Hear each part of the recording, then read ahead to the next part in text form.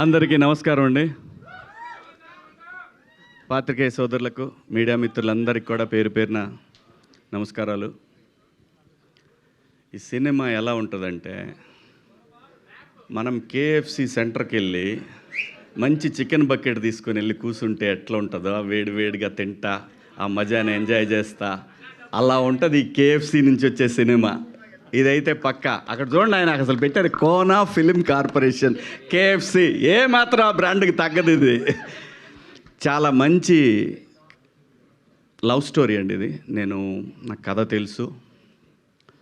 మనల్ని ఒక పాత్రకి అడిగారు, ఏ పాత్ర అయి ఉండొచ్చు, రొటీన్గా ఉంటుందని నేను మా వాడితో అన్నా, వద్దురా ఇది దీంట్లో కాదులే, మనం వేరే దాంట్లో చేద్దాం. పైగా మా శ్రీదేవి తను ఎంత గొప్ప ఆర్టిస్ట్ అంటే, మీరు అమ్మాయి రీల్స్ ఏమైనా చూసారా? ఓరి బాబో ఏం ఎక్స్ప్రెషన్స్. నాకు కోర్టు సినిమా చేసేంత వరకు ఎవరి పిల్ల ఏదో ఓకే ఎర్రగా బుర్రగా ఉంది, బాగుంది, తీసుకున్నారు హీరోయిన్ అనుకున్నా. ఆ సినిమా అయిపోయినాక 6 నెలలకి తనకు ఒక రీల్ పెట్టానమాట శ్రీదేవికి. ఏటమ్మా ఇదే అని అన్నా. అస్సలు బాబోయ్, ఇందాక అదే చెప్తున్నాను. అందుకే ఎంత మంచి ఆర్టిస్ట్ అంటే చాలా చాలా మైన్యూట్గా ఉంటాయి తన రీల్స్లో ఇచ్చే ఎక్స్ప్రెషన్స్. చాలా గొప్ప ఆర్టిస్ట్ అవుతుంది, చాలా దూరం వెళ్తుంది. అలాగే రోహన్ ఏదోట్లే అబ్బా, నా ఇష్టం వచ్చిందంట మంగపతి ఇక్కడ.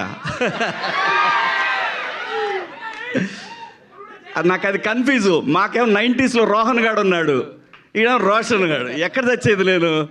సరే, వీళ్ళిద్దరూ very close to my heart. So మంచి డాన్సరు, మంచి టైమింగ్ ఉన్న artist, long way to go. పైగా మనోడి హ్యాండ్ కూడా మంచి లెగ్, బ్రహ్మాండంగా వరుసన మంచి మంచి బ్యానర్స్లో మంచి సినిమాలు చేస్తున్నాడు, మంచి బిహేవియరు. సో ఇది చాలా ఇంపార్టెంట్ అప్కమింగ్ ఆర్టిస్టులకి. సో ఇవన్నీ పుష్కలంగా ఉన్నాయి మా వాళ్ళు. చాలా బాగా చేశాడు ఈ సినిమాలో. మీకు మనోడి డ్యాన్సుల గురించి మీకు చెప్పేదే ఉంది. అందరూ బాగా చేశారు. డైరెక్టర్ గారి కథ నేను విన్నాను, చాలా బాగా చేశాడని చెప్పారు. సో కోనా గారి ఆ గొడుగు కింద వీళ్ళందరూ కూడా చాలా సేఫ్ జోన్లో ఈ సినిమా నుంచి నెక్స్ట్ లెవెల్కి వెళ్ళబోతా ఉన్నారు వీళ్ళందరూ.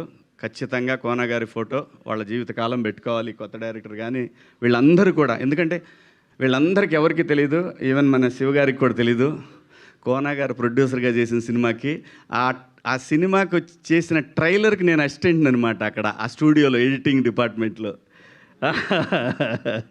రాజ్భవన్ రోడ్లో. తోకలేని పెట్ట, ఇది ఆయన ప్రొడ్యూసరు. నేను అప్పుడు ఎడిటర్గా పనిచేస్తున్నాను. సో ఆ సినిమాకి ఒక సీనియర్ ఎడిటర్ ఉన్నాడు, ఆయన దగ్గర నేను ఆ టైంలో నేను అసిస్టెంట్గా పనిచేస్తున్నానండి. అక్కడ పరిచయం, నాకు అక్కడ తెలుసు, నేను పరిచయం లేదు ఆయనకి, ఆయన నాకు తెలుసు. కోనా గారు ఏదైనా టైం రావాలి. నేను చాలాసార్లు అనుకునేవాడిని, ఎందుకంటే అసలు ఆయన రాసిన కామెడీ స్క్రిప్ట్లు ఎవ్వరు రాయాల. ఈవీవి గారి తర్వాత అంత స్థాయిలో కోనా గారు ఆయన స్క్రిప్ట్లు అంత అద్భుతం. కానీ ఎప్పుడు బాధపడేవాడిని, ఎందుకు రావు మనకి వీళ్ళ దగ్గర నుంచి, ఎందుకు క్యారెక్టర్లు రావు అని ఫీల్ అయ్యేవాడిని నేను. ఏదైనా టైం రావాలి రబ్బాయి, దేనికైనా లైఫ్లో దేనికైనా టైం రావాలి. టైం వచ్చినప్పుడు అన్నీ అవే సెట్ అవుతాయి, కాకపోతే అప్పుడు మనం రెడీగా ఉండాలి.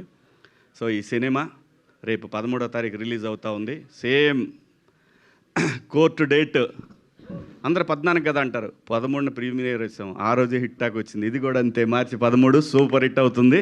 మీ అందరూ దీన్ని ఆదరిస్తారు. అలాగే అసలు తను టచ్ చేస్తేనే ఒక వైబ్రేషన్ వస్తుంది. తమన్ గారు నాకు చాలా చాలా చాలా చాలా సంవత్సరాల క్రితం తను కష్టపడే రోజుల దగ్గర నుంచి నాకు తెలుసు. నందమూరి తమన్ కావచ్చు, కొణిదెల తమన్ కావచ్చు, తెలుగోళ్ళ తమన్, అది చాలా బాగుంది కదా. జై తమన్. సో అందరికీ కూడా పేరు పేరున ఇక్కడికి విచ్చేసిన మీ అందరికీ కూడా thank you so much. Thank you Kona గారు పిలిచినందుకు. థ్యాంక్ యూ మీడియా మిత్రులకు అందరికీ కూడా థ్యాంక్స్. కలుద్దాం, తొందరలో కలుద్దాం. Thank you.